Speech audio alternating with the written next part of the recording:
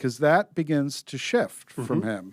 He returns into that world, but over the next 10, 15 years, he becomes progressively alienated from that world.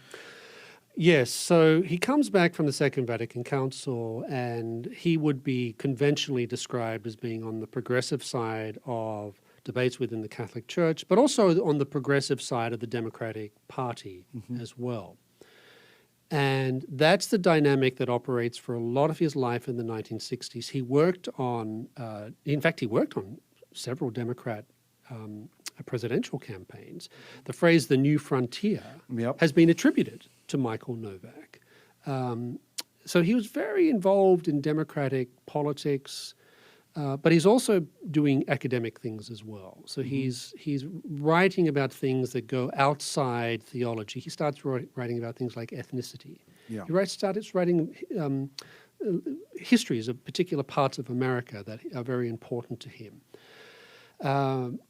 He also, by the late 1960s, he's seen as somewhat of a radical, actually, both in the church and within the Democratic Party. Now, keep in mind, he's a very affable person. He's not the sort of nasty, in-your-face type, but he's seen as sort of somewhat radical.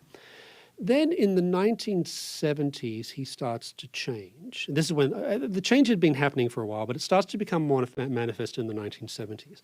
And there's a couple of reasons for that. One is he sees the Democratic Party drifting further and further to the left.